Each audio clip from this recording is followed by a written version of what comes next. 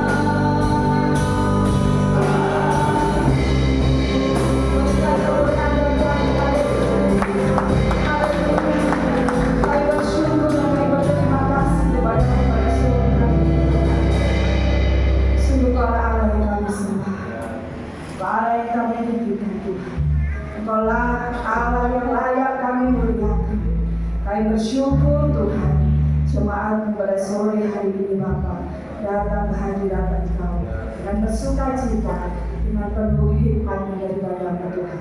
Kami siap memuji nama-Mu Bapa hanya di dalam nama Tuhan Yesus Kristus. Haleluya. Amin. Puji nama Tuhan. Haleluya. Bapak Ibu percaya bahwa tahun ini adalah tahun kebebasan. Amin.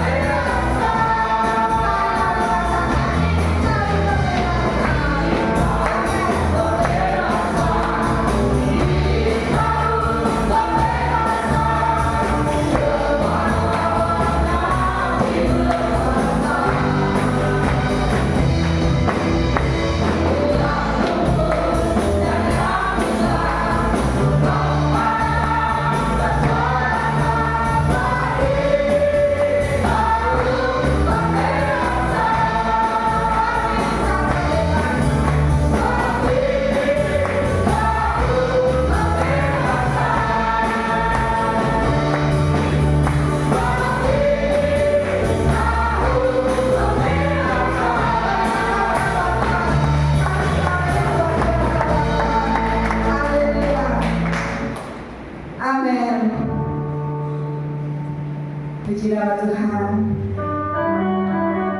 Haleluya. Oh, terima penyembahan kita. Amin.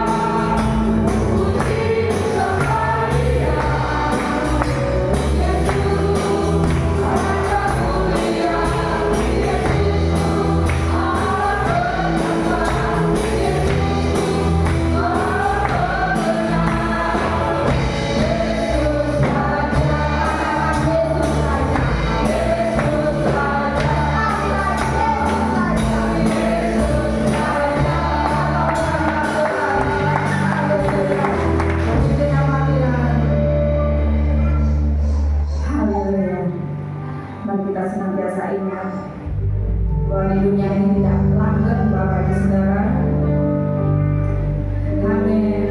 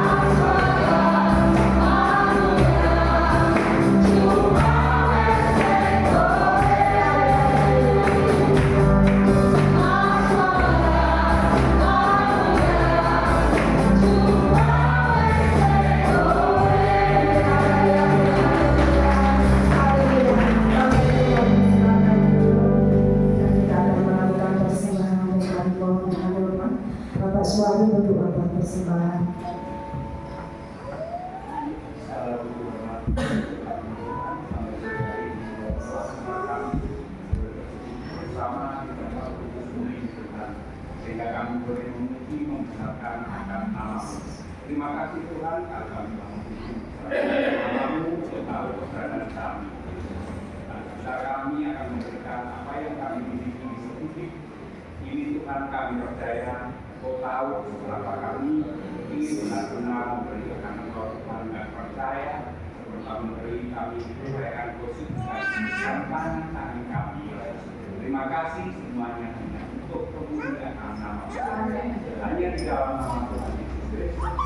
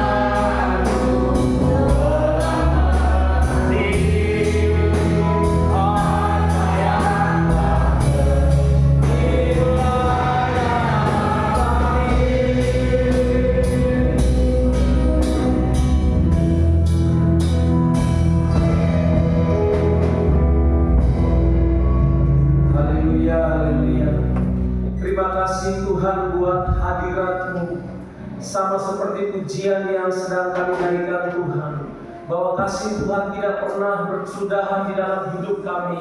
Walaupun di luar sana ada hujan, ada mendung, tapi sore hari ini Tuhan, Engkau yang menggerakkan kami bisa berkumpul di sini, memuji, meninggikan Engkau yang Tuhan, menikmati hadirat-Mu.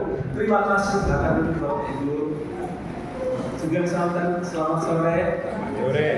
Saya sekali tadi memberikan lagu Jawa. Saya orang Timur yang suka puji-pujian Jawa ya. Dunia ini memang tidak selamanya ada, amin.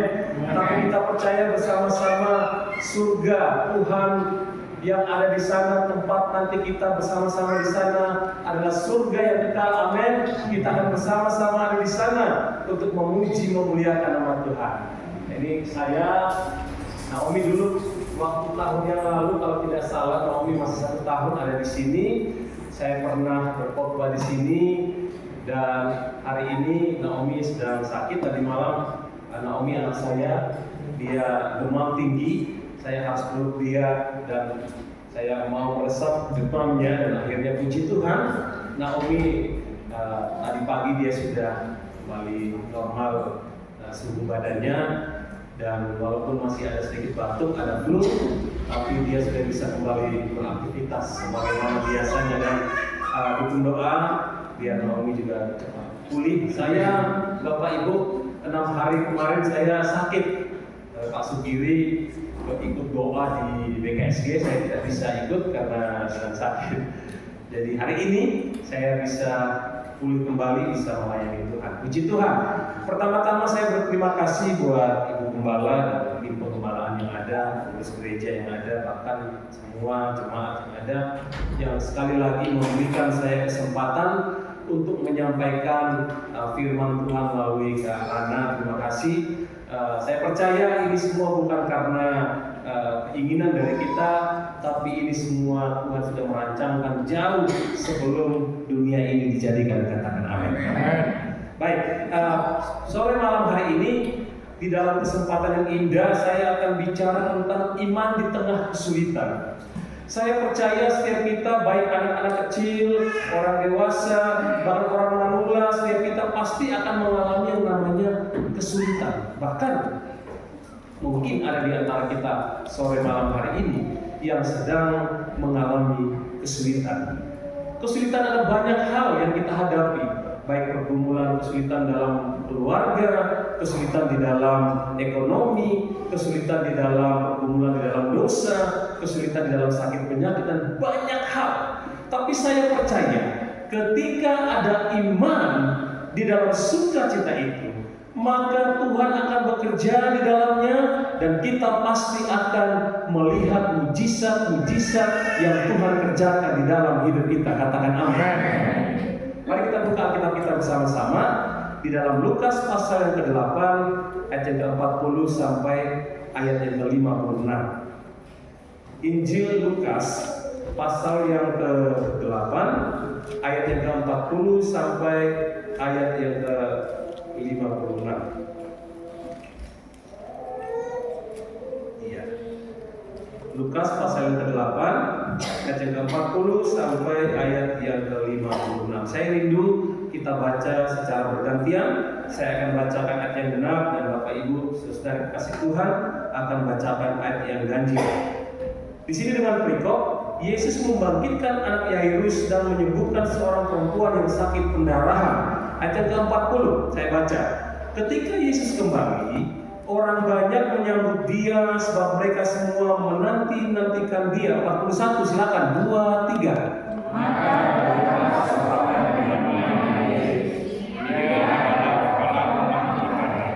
Sambil bersyukur di depan kaki Yesus, ia memohon kepadanya supaya Yesus datang ke rumahnya. 42. Karena anaknya perempuan yang satu-satunya yang berumur kira-kira 12 tahun hampir mati. Dalam perjalanan ke situ, Yesus didesak-desak orang banyak. 43, 2, 3. Ada seorang perempuan yang sudah 12 tahun menderita pendarahan, dan yang tidak berhasil disembuhkan oleh siapapun. Ia maju mendekati Yesus dari belakang dan menjamah jumbai jubahnya. Dan seketika itu juga berhentilah pendarahannya. 45, 2, 3. Lalu kata Yesus, siapa yang menjamah aku? Dan karena tidak ada yang mengakuinya, berkatalah Petrus, Guru, orang banyak menggembalikan dosa-dosa engkau. 46. Tetapi Yesus berkata, ada seorang yang menjamah aku, sebab aku merasa ada kuasa keluar dari diriku. 47, 2, 3. Ketika orang itu melihat bahwa perbuatannya itu wartawan, ia datang dan membantah, tersungkur di depannya, dan menceritakan kepada orang banyak apa sebabnya ia menjamah aku, dan bahwa dia ketika itu juga menjadi siswa. Maka katanya kepada perempuan itu, hai anak, imanmu telah menyelamatkan engkau, pergilah dengan selamat. 49, 2, 3. Ketika Yesus masih berbicara, datanglah seorang dari keluarga kepala Maria itu dan berkata, anakku sudah mati, jangan lagi engkau menyusahkan Guru.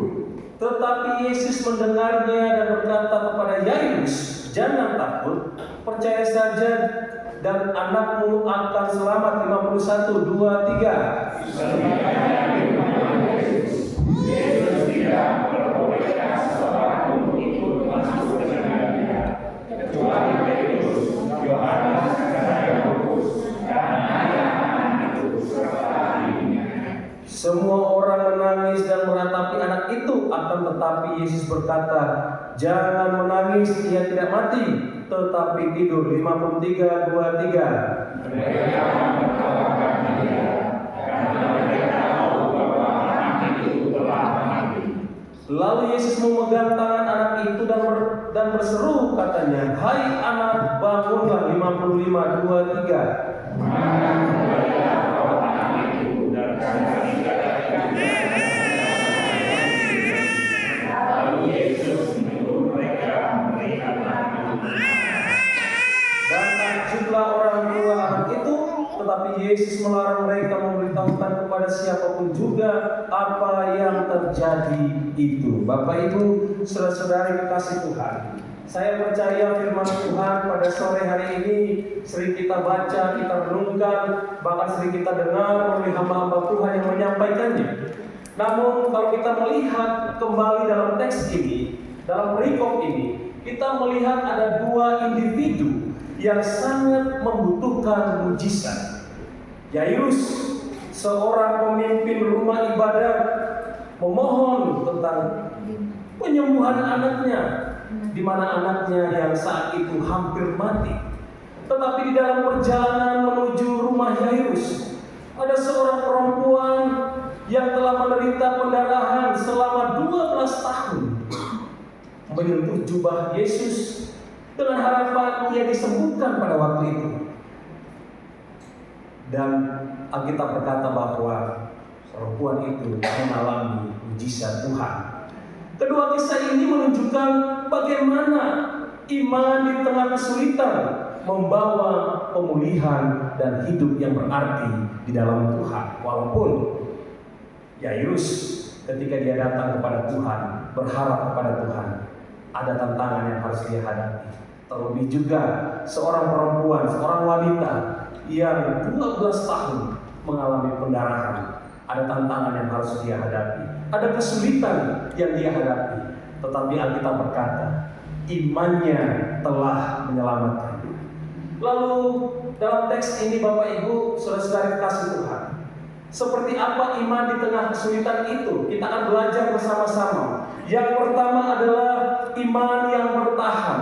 Kalau kita melihat dalam teks ini, kita menemukan bahwa ada iman yang bertahan. Baik Yairus dan juga perempuan yang mengalami sakit pendarahan selama 12 tahun. Mereka menunjukkan iman mereka yang bertahan di tengah-tengah kesulitan pada waktu itu.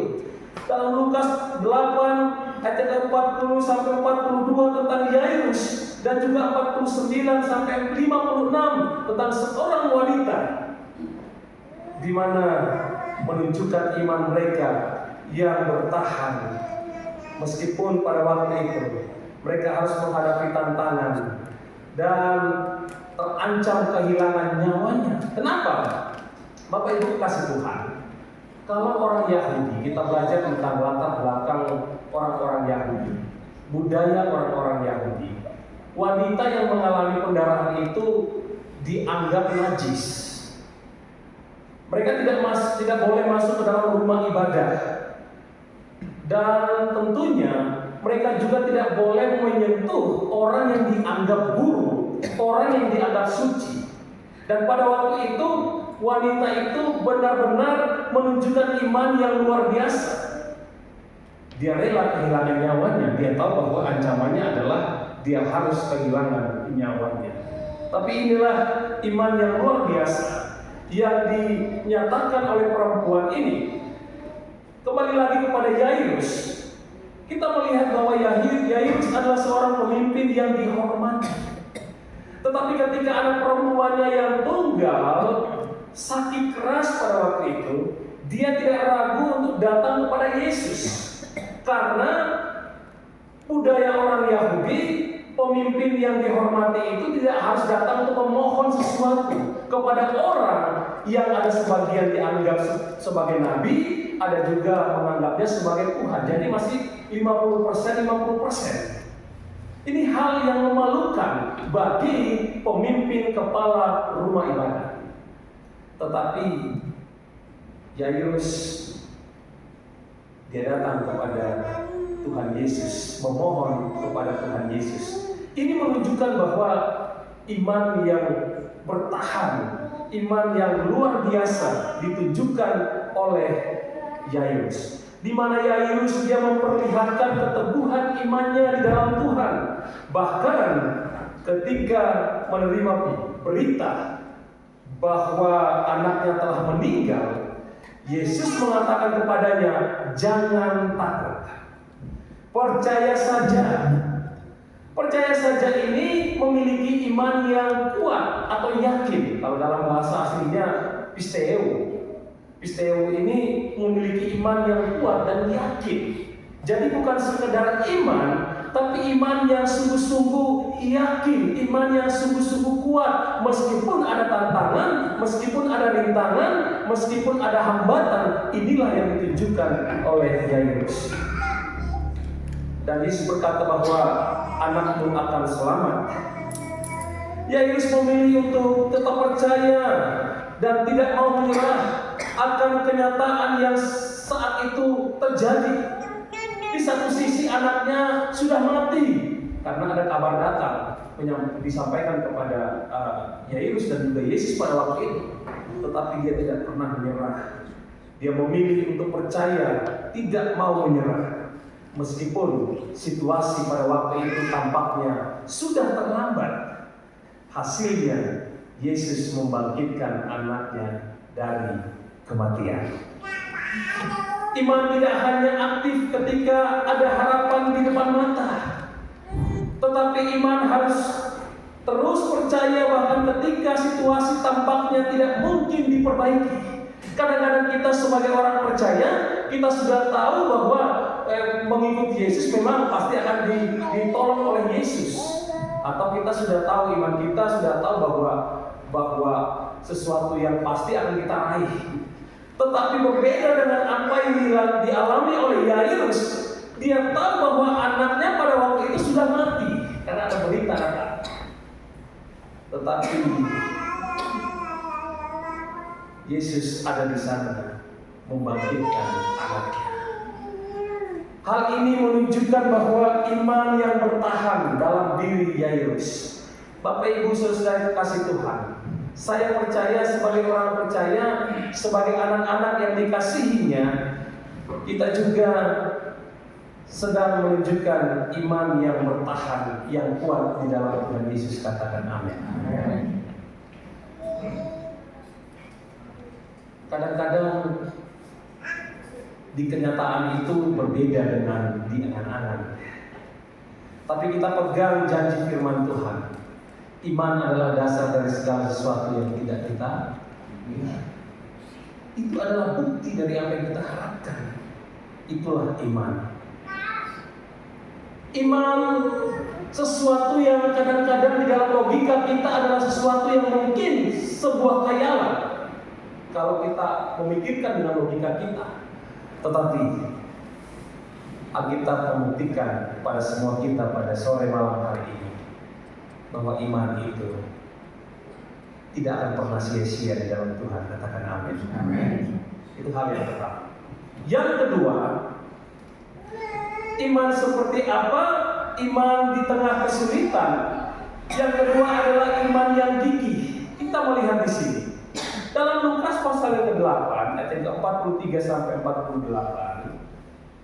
Di sini dijelaskan di mana perempuan yang menjama ujung jubah Yesus menunjukkan iman yang gigih di dalam Yesus.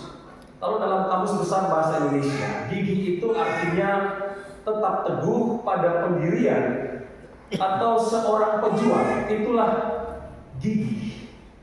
Jadi seorang pejuang itu dikategorikan adalah pribadi yang memiliki iman yang gigih. Seperti kita, pejuang-pejuang iman. Contohnya perempuan yang sakit pendarahan selama 12 tahun yang tadi sudah kita baca secara bergantian. Di mana perempuan ini telah menderita pendarahan selama 12 tahun tanpa ada kesembuhan dari dokter-dokter yang pernah dia temui. Dan bahkan Alkitab katakan bahwa dia sudah menghabiskan banyak hartanya, tetapi tidak juga sembuh. Ketika semua cara manusiawi telah gagal pada waktu itu, perempuan ini menunjukkan iman yang luar biasa dengan menyentuh jubah Yesus. Asal kujama ujung jubahnya, aku pasti sembuh. Percaya bahwa hanya itulah yang dibutuhkannya untuk disembuhkan. Ini luar biasa Bapak Ibu saudara kasih Tuhan. Iman yang sangat gigih, iman yang teguh pada pendiriannya. Dia adalah seorang pejuang, di mana secara fisik kalau secara fisik saya pernah meneliti tentang hal ini. Orang yang mengalami pendarahan selama 12 tahun, seorang wanita itu luar biasa penderitaannya, sangat luar biasa. Bahkan kalau kita meneliti dalam segi kedokteran, itu makanya Alkitab katakan bahwa dia hanya bisa merangkak, dia hanya bisa ngesek untuk menjama ujung jubah Yesus. Tetapi satu hal yang luar biasa, perempuan ini menunjukkan iman yang gigih di dalam Tuhan.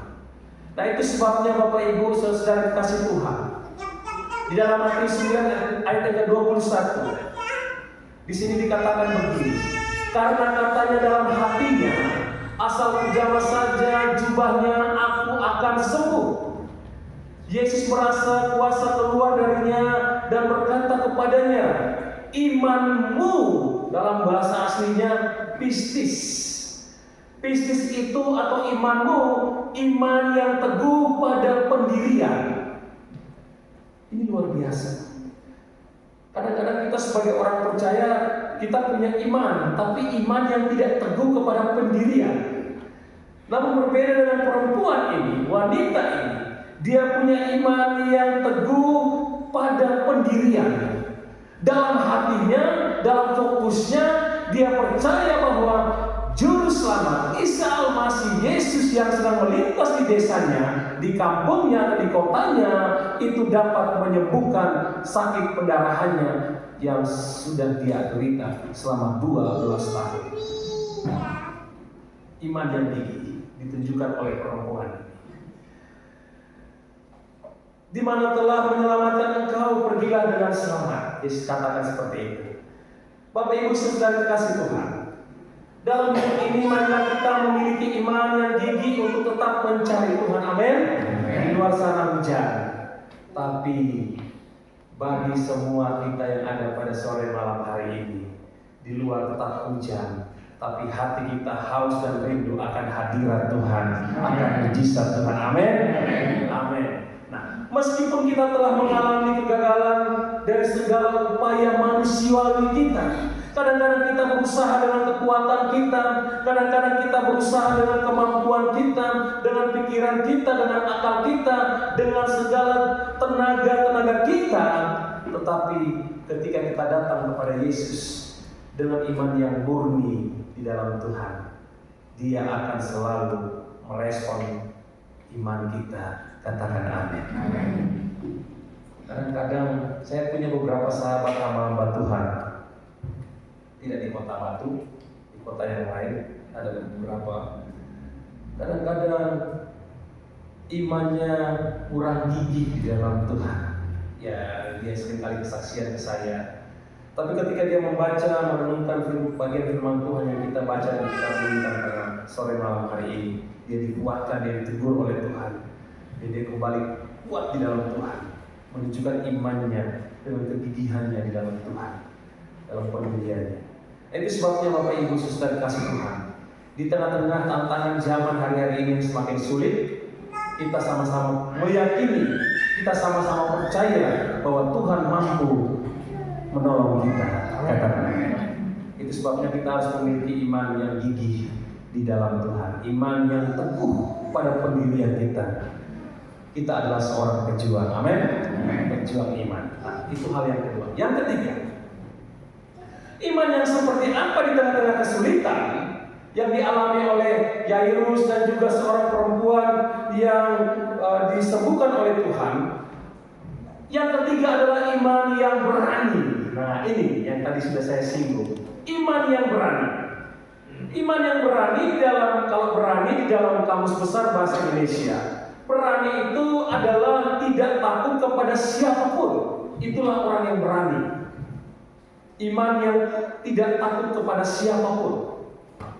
Kalau lawan dari kata berani yaitu takut kepada siapapun, hanya takut kepada Tuhan. Ya, bukan berarti kita sebagai anak-anak tidak takut kepada orang tua, ya, ini konteksnya berbeda. Nah, Bapak Ibu Saudara kasih Tuhan, wanita pendarahan selama 12 tahun dan juga Yairus, kepala rumah ibadat, berani menyatakan iman mereka di tengah-tengah kesulitan. Mereka memberikan contoh iman yang berani di tengah-tengah ancaman yang besar, di mana Yairus dia menunjukkan rasa percayanya dengan keberaniannya di dalam Yesus, dengan tersyukur, Alkitab katakan tersyukur di kaki Yesus untuk memohon kesembuhan atas anak tunggalnya itu. Bapak Ibu, kembali lagi, seorang pemimpin agama yang pada waktu itu dan budaya orang Yahudi, kebiasaan orang Yahudi, pemimpin agama itu sangat dihargai. Mereka ada di tempat-tempat yang sangat dispesialkan pada waktu itu. Tetapi kalau kita melihat di sini, apa yang dilakukan oleh Yairus ini adalah hal yang konyol. Secara dunia sangat konyol.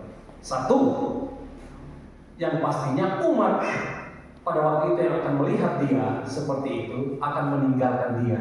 Wah, pemimpin saya seperti itu, memalukan.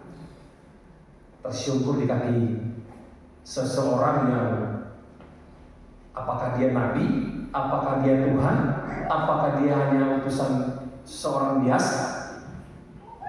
Pastinya dia akan terancam kehilangan jabatannya. Umatnya pasti akan pergi meninggalkan dia. Orang-orang yang selama ini bersama-sama dengan dia di tempat-tempat ibadah, ya tempat dia melayani di sana, dia pasti akan kehilangan semua itu. Tetapi satu hal yang luar biasa, Yairus dengan berani dia datang kepada Tuhan, dan Alkitab katakan dia tersyukur di kaki Yesus, memohon akan kesembuhan atas anak tunggalnya. Ini hal yang memalukan sebenarnya dilakukan oleh Yairus. Tetapi di dalam Tuhan ini hal yang luar biasa. Ini menunjukkan bahwa Yairus memiliki iman yang berani. Dia mengambil satu risiko yang besar. Dia tahu bahwa risiko ini adalah dia harus kehilangan jabatannya, harus kehilangan semuanya pada waktu itu. Itu hal yang pertama. Yang kedua, kalau kita melihat dari wanita pendarahan selama 12 tahun, di mana dia juga berani menyentuh jubah Yesus, di mana seperti yang sudah tadi saya singgung bahwa seorang perempuan, seorang wanita yang sedang mengalami haid atau datang bulan tidak boleh menyentuh orang yang dianggap suci. Itu budaya orang Yahudi. Tetapi dia berani menunjukkan keberaniannya dengan menyentuh atau memegang, menarik ujung jubahnya Yesus. Bapak Ibu Saudara kasih Tuhan, ini adalah iman yang berani. Perempuan itu tentunya dia tahu kalau dia harus kehilangan nyawanya, pasti. Kalau ketahuan dia saat itu sedang datang bulan atau haid selama 12 tahun, dan pasti dia akan dibilang wanita itu sedang najis, dan hukumannya adalah dia harus dilempari dengan batu sampai mati. Itulah hukuman yang berlaku pada waktu itu. Dia harus dilempari dengan batu sampai mati. Bapak Ibu Saudara kasih Tuhan, kadang-kadang dalam hidup kita butuh yang namanya iman yang berani. Amin. Kadang-kadang kita bingung mengambil keputusan di dalam Tuhan. Apakah kita harus terus di dalam Tuhan ataukah kita mundur? Tapi hari ini melalui firman Tuhan, kita belajar dari Yairus dan juga wanita yang disembuhkan oleh Tuhan melalui iman mereka.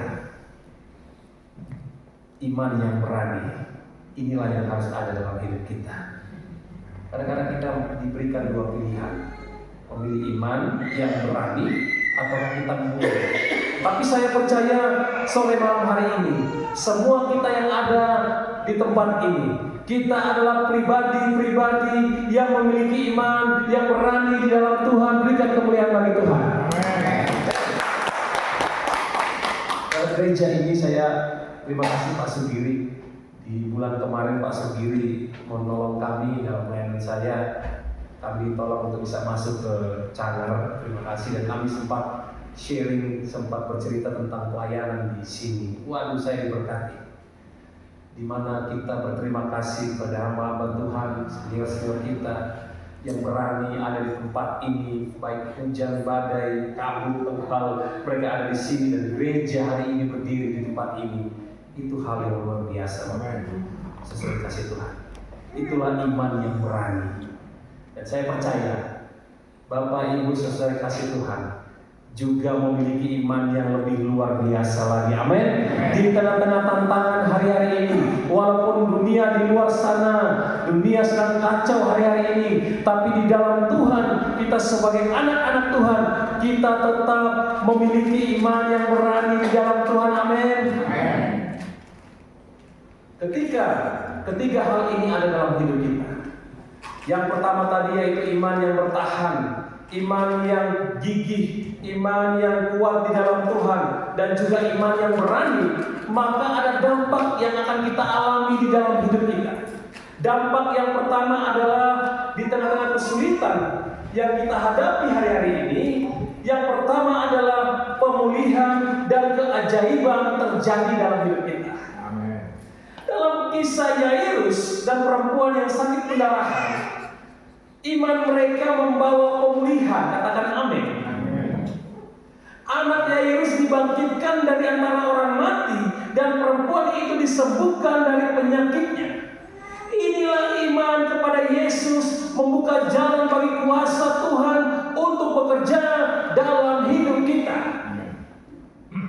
Pemulihan dan keajaiban itu akan terjadi dalam hidup kita.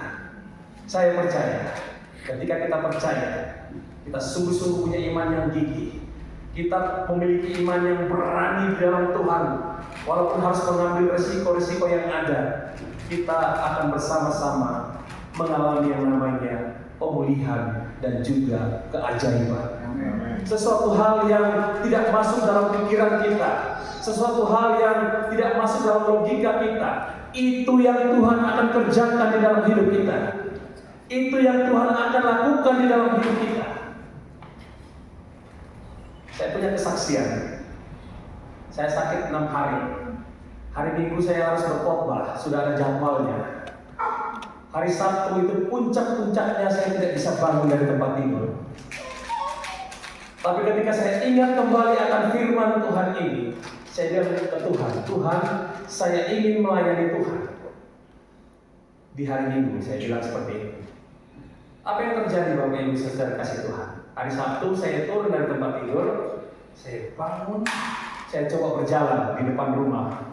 Di gang itu agak jauh, saya coba 2 kali jalan, pusing, sangat pusing. Badan itu rasanya pada pulang itu mau lepas semuanya.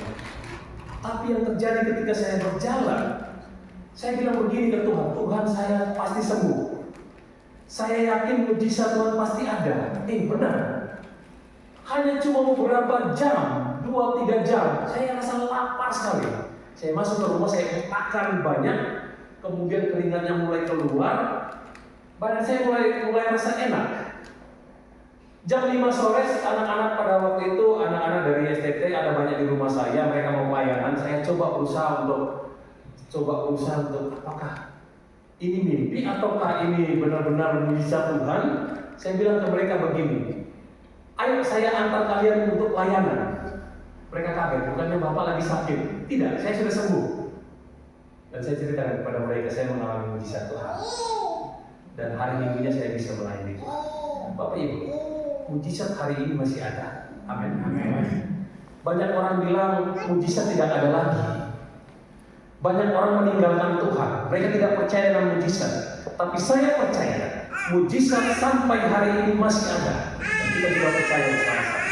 Pemulihan dan keajaiban itu akan terjadi di dalam hidup kita. Hari-hari ini ada banyak orang yang terikat. Mereka merasa bahwa tidak ada Tuhan yang bisa melepaskan mereka. Tapi hari ini firman Tuhan berkata kepada setiap kita, pemulihan dan keajaiban itu akan terjadi. Mungkin kita berpikir bahwa ada orang yang kita layani hari-hari ini, wah mereka sangat sulit. Tidak. Melalui doa-doa kita percaya pemulihan dan keajaiban itu akan terjadi. Mungkin ada orang yang sedang bergumul dan dia merasa bahwa tidak ada Tuhan dalam hidupnya, dan mungkin Tuhan tidak akan berbicara dalam hidupnya. Tapi hari ini firman Tuhan menguatkan kita bahwa mujizat Tuhan itu masih ada sampai pada malam hari ini, dan pemulihan keajaiban itu akan terjadi di dalam hidup kita. Itu hal yang pertama. Yang kedua, dampak iman di tengah kesulitan, kesaksian bagi orang lain. Tadi kesaksian bagi orang lain. Ujian tadi sangat memberkati.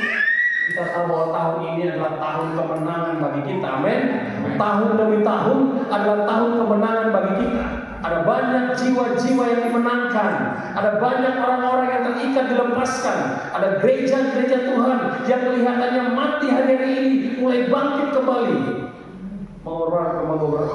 Mengobarkan api Tuhan hari-hari ini terjadi. Di pesisir pantai Malang Selatan sekarang sedang terjadi kegerakan Tuhan. Di Batu sedang terjadi kegerakan Tuhan. Saya punya 2 komunitas di dalam pelayanan saya. Satu komunitas di dalam gereja, yang kedua komunitas di luar gereja. Di luar gereja ini komunitas yang namanya Muhammad, yang namanya Yusuf, yang namanya nama-nama biasa di dalam. Itu komunitas di luar. Hari-hari ini mereka sungguh-sungguh cinta Tuhan. Mereka mau mendalami kitab suci, dan saya percaya ini akan terjadi dalam pelayanan kita, dalam keluarga kita, dalam hidup kita. Kesaksian bagi orang lain. Kalau kita punya iman yang kuat di dalam Tuhan, kalau kita punya iman yang gigih di dalam Tuhan, kalau kita punya iman yang berani, maka kita akan memiliki iman di mana iman yang suka bersaksi bagi orang lain, menceritakan kasih Tuhan kepada orang lain, menceritakan kabar baik kepada siapapun yang kita jumpai. Iman di tengah kesulitan menjadi kesaksian bagi orang-orang di sekitar kita. Ketika orang-orang melihat bagaimana Tuhan bekerja melalui iman kita, mereka juga akan dikuatkan dan didorong untuk percaya kepada Tuhan. Kisah Yairus dan juga wanita yang mengalami pendarahan ini membuat banyak orang terpukau dengan kebesaran kuasa Tuhan. Kita bisa bersaksi kepada orang-orang yang kita jumpai hari ini. Mungkin kita bukan orang-orang yang pintar dalam berbicara. Kita bisa bercerita tentang hal-hal yang sederhana.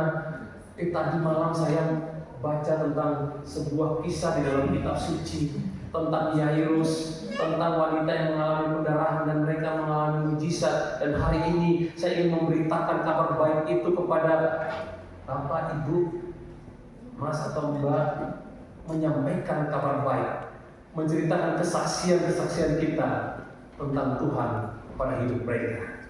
Hari-hari ini kalau kita mengikuti medsos, kita melihat ada banyak orang-orang yang percaya menerima Tuhan Yesus sebagai Tuhan dan Juru Selamat. Ini benar-benar terjadi.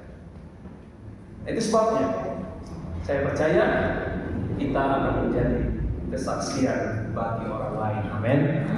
Gereja tempat ini akan menjadi berkat bagi warga di sekeliling sini, bagi desa ini, bagi gereja-gereja yang lain menjadi teladan. Karena kita akan menjadi saksi bagi semua orang yang kita jumpai. Itu hal yang kedua. Yang ketiga, iman seperti apa di tengah kesulitan yang terakhir, yaitu kedekatan dengan Tuhan. Melalui kesulitan, iman kita semakin didewasakan dan hubungan kita dengan Tuhan semakin lebih dalam. Kita belajar lebih bergantung kepada Tuhan dan semakin memahami bahwa Dia selalu hadir dalam setiap situasi yang kita hadapi. Orang biasanya punya masalah, punya persoalan hidup, baru dia dekat dengan Tuhan. Nah, itulah iman. Kadang-kadang lagi happy, lagi diberkati Tuhan, jauh dari Tuhan.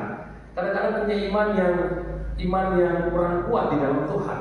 Tapi ketika dia ada dalam kesulitan, dia berseru sungguh-sungguh kepada Tuhan, dia bergantung sungguh-sungguh kepada Tuhan. Di situlah letak di mana ada kedekatan dia dengan Tuhan. Dan saya percaya hal itu kita alami dalam hidup kita malam hari ini. Katakan amin. Kita dekat dengan Tuhan karena kita rindu pribadi yang luar biasa itu, yang bekerja dalam setiap pergumulan hidup kita. Karena kita rindu lebih daripada itu, pribadi yang sanggup melakukan mujizat-mujizat, pribadi yang sanggup melakukan hal-hal yang besar itu terjadi dalam hidup kita, ada dekat dengan kita, memberikan damai sejahtera, memberikan sukacita di dalam hidup kita, dan kita merasa dekat dengan Dia seperti seorang ayah dan anaknya, seperti seorang orang tua dan anaknya. Itulah Yesus yang kita sembah pada malam hari ini. Bapak Ibu saudara kasih Tuhan, inilah dampak yang akan kita alami di dalam hidup kita. Ketika kita ada di dalam tekanan, namun kita punya iman yang gigih. Ketika kita ada dalam kesulitan, namun kita punya iman yang kuat di dalam Tuhan. Ketika kita ada dalam situasi yang kadang-kadang menurut kita kurang baik, tapi ketika kita punya iman yang berani di dalam Tuhan, maka pemulihan dan kebaikan Tuhan itu akan kita alami dalam hidup kita. Kesaksian bagi banyak orang itu akan menjadi bagian dalam hidup kita, dan kita akan semakin dekat dengan Tuhan. Saya punya kesaksian, boleh next, boleh PowerPoint. Pak Sudiri sama Ibu sudah tahu latar belakang dari Naomi, karena kami juga sudah seperti keluarga, kami banyak terbuka juga dengan beliau dan keluarga. Naomi ini sebenarnya saya akan kesaksian. Saya dan istri menikah sudah 9 tahun. Kami belum dikaruniai anak. 2 tahun yang lalu kami program kemana-mana. 2 tahun yang lalu terakhir kami datang ke Surabaya, ke salah satu rumah sakit yang sangat terkenal. Di sana tempatnya Inul Daratista punya anak di sana. Kami datang ke rumah sakit itu. Kami periksa di sana, saya sehat, Ibu Ayu juga sehat, dan kami berpeluang punya keturunan. Kami bahagia sekali. Di satu sisi yang lain, ketika kami masih ada di Surabaya, kami barusan cek kesehatan kami bahwa kami sehat. Kami menerima telepon dari teman saya yang ada di Bandung. Telepon, Pak Ido lagi di mana? Saya di Surabaya. Oh, buat apa di sana? Oh, saya lagi sedikit ke rumah sakit. untuk periksa kesehatan kami. Oke, baik. Ini ada seorang anak masih bayi, baru 2 bulan, namanya Naomi.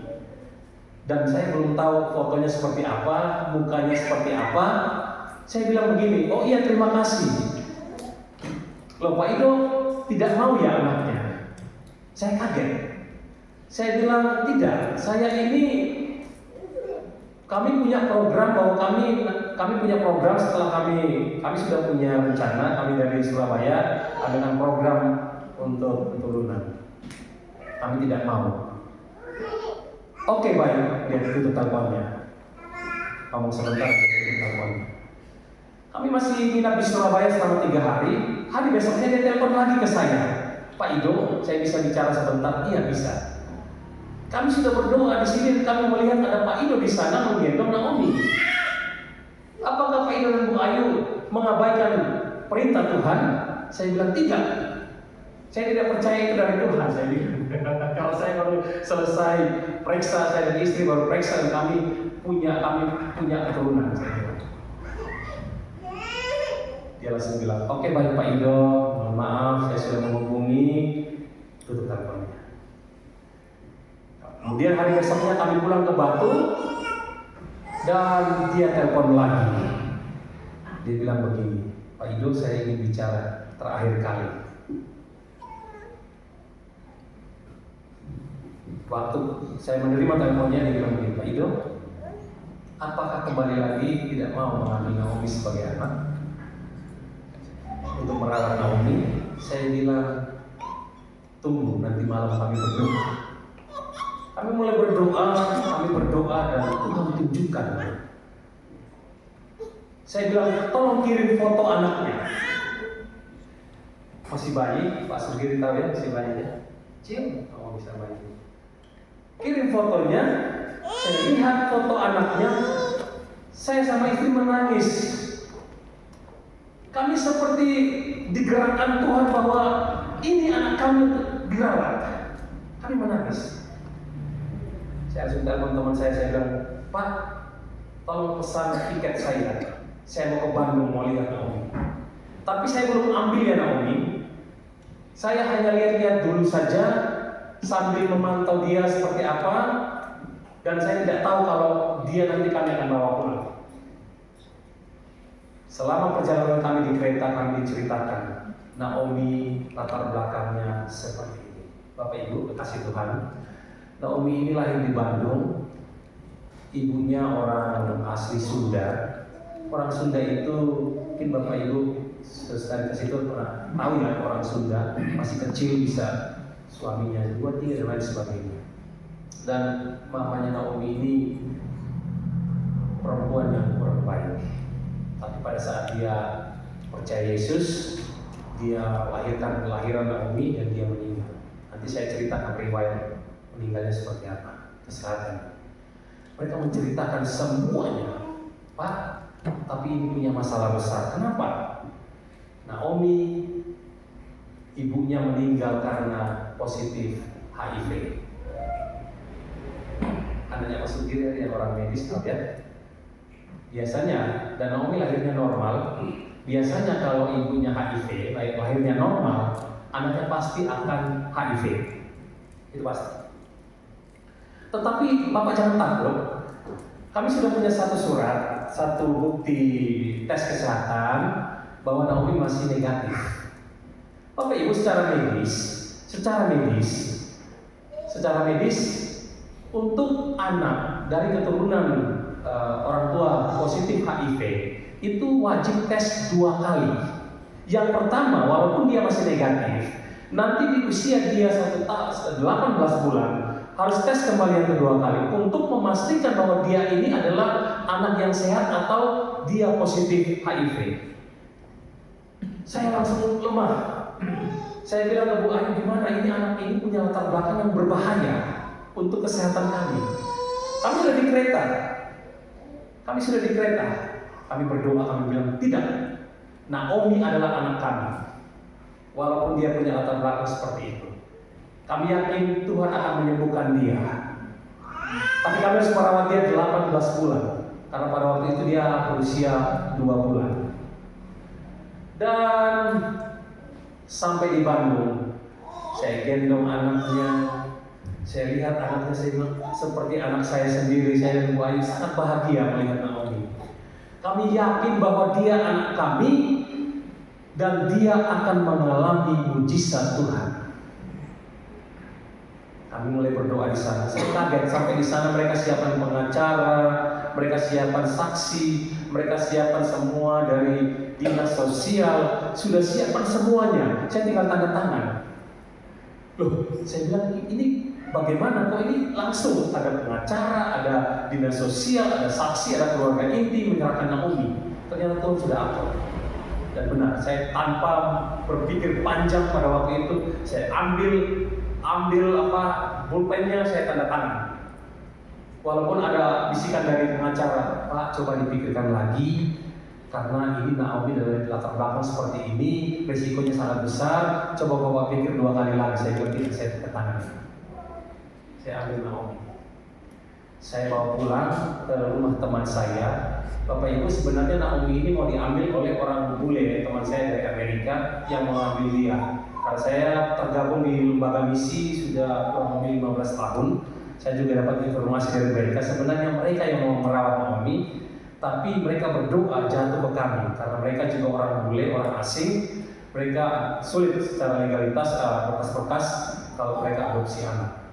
Jadi jatuhnya ke kami. Kami ambil Naomi dengan sukacita. Kami bawa ke Batu.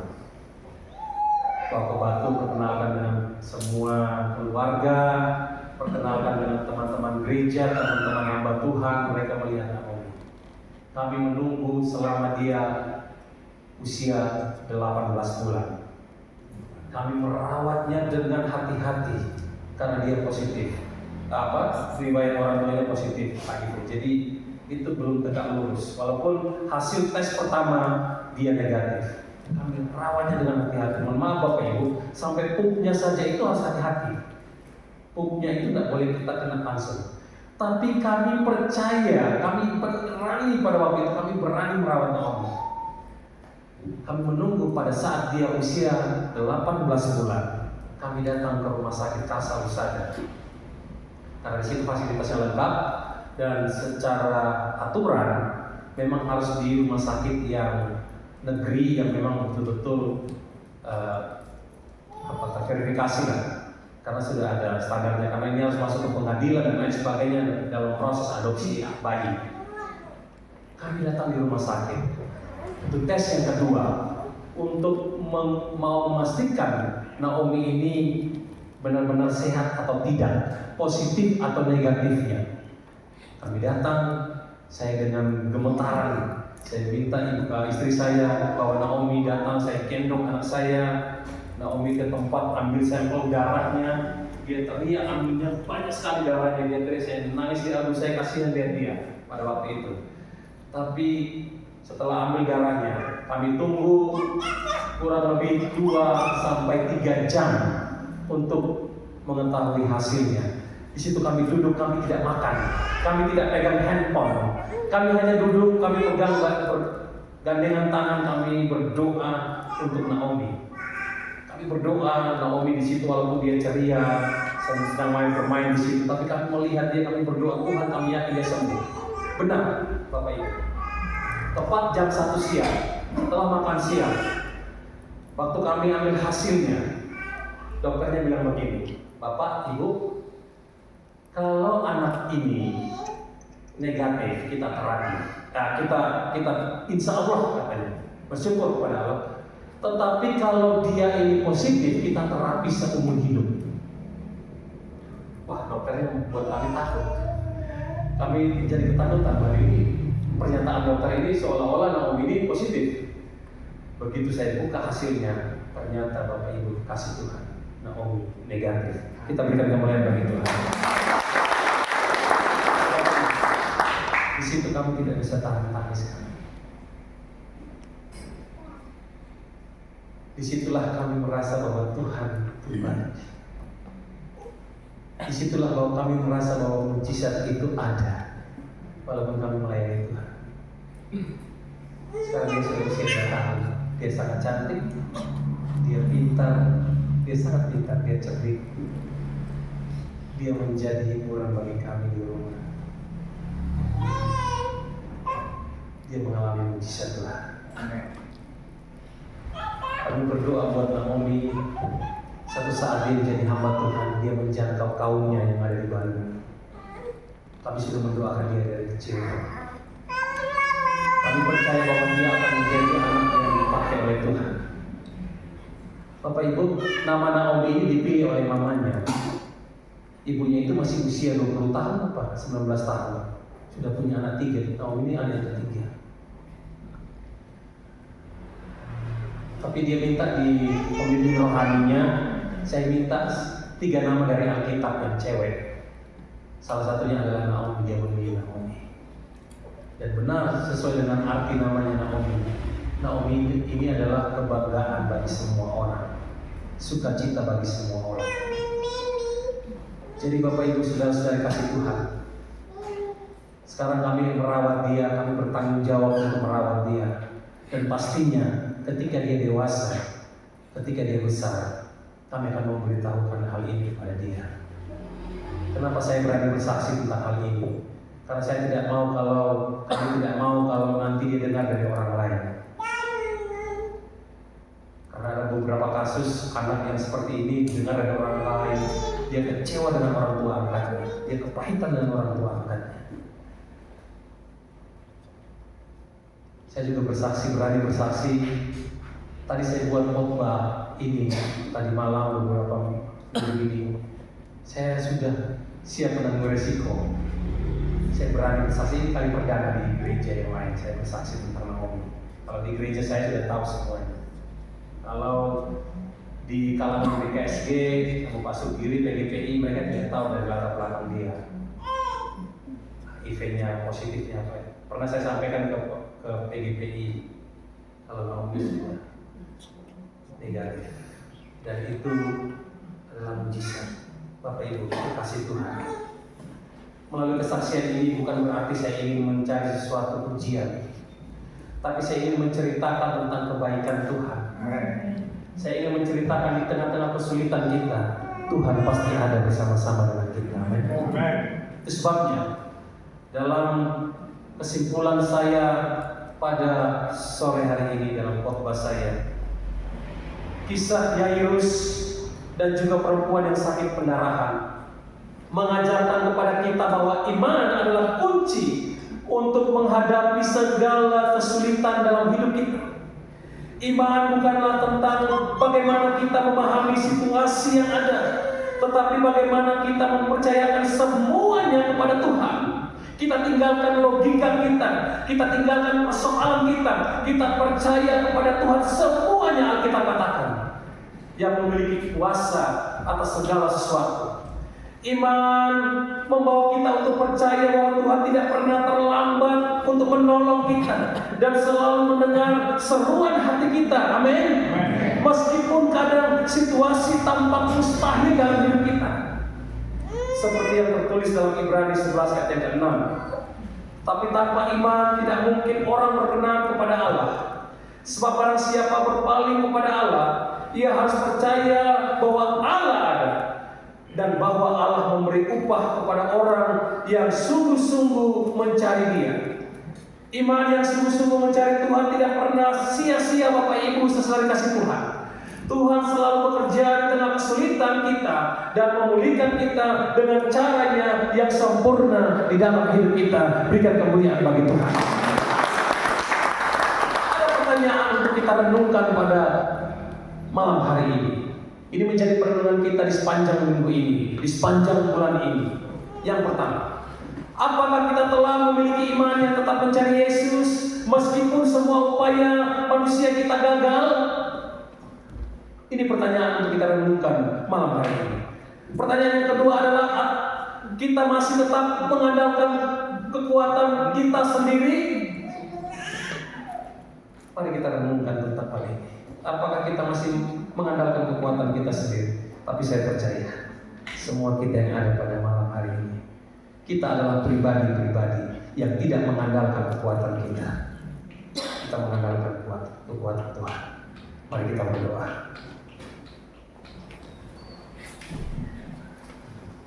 Ya Tuhan, kami bersyukur buat firman-Mu yang kembali menguatkan hati kami.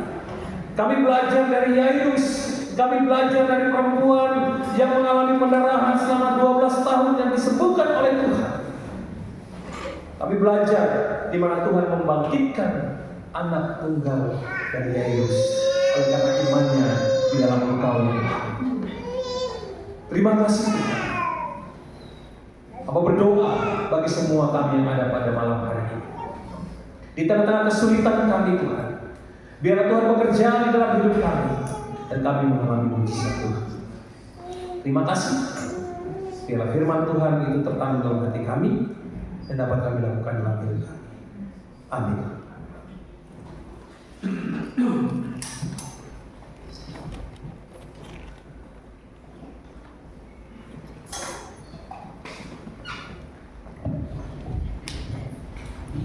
Kami atas nama jemaat mengucapkan terima kasih kepada pemerintah itu firman Tuhan. Tuhan memberkati beliau dengan heran.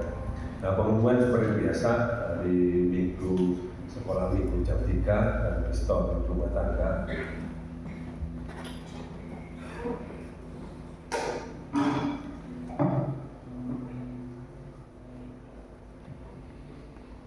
Kriston rumah tangga di rumah Bapak Sugiri. Dan minggu kita kriston di rumah tangga di rumah Bapak Sugiri dan kita kembali hari Rabu berbakti seperti biasa. Hingga di pengumuman kita tutup kebaktian kita, kami dan semua kami berdiri dari gereja dan mohon Bapak Ibu.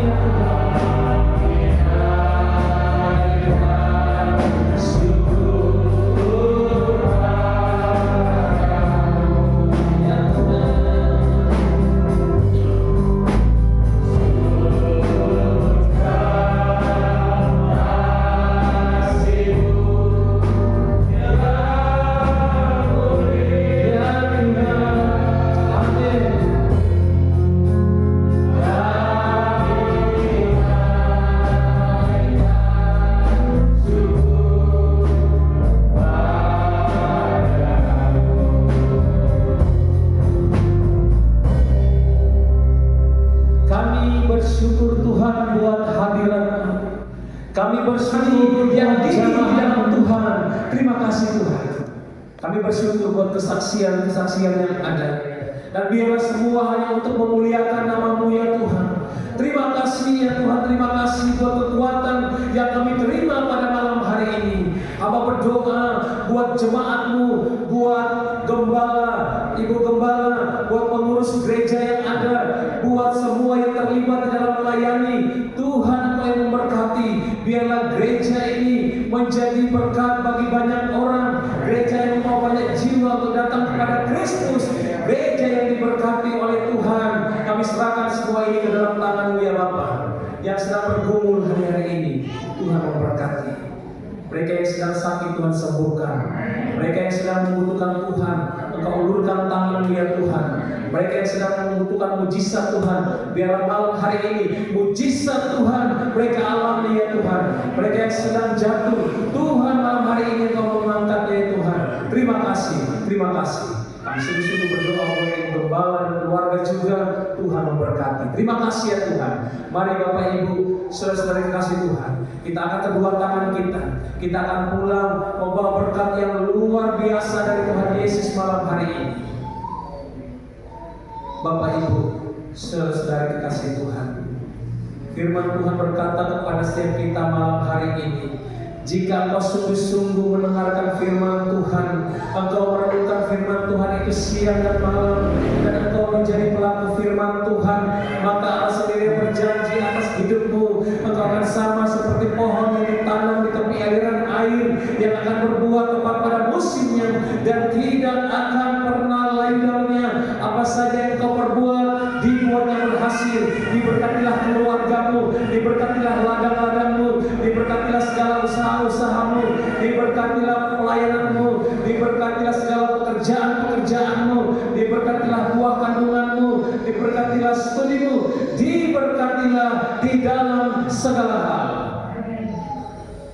Dan biarlah berkat ini Tuhan kami terima mulai dari malam hari ini sampai Maranatha, Tuhan Yesus kembali yang kedua kali. Dan berkat ini Tuhan kami terima hanya di dalam satu nama, yaitu dalam nama Tuhan Yesus Kristus. Bagi kita yang sudah diberkati Tuhan, mari bersama-sama berkata,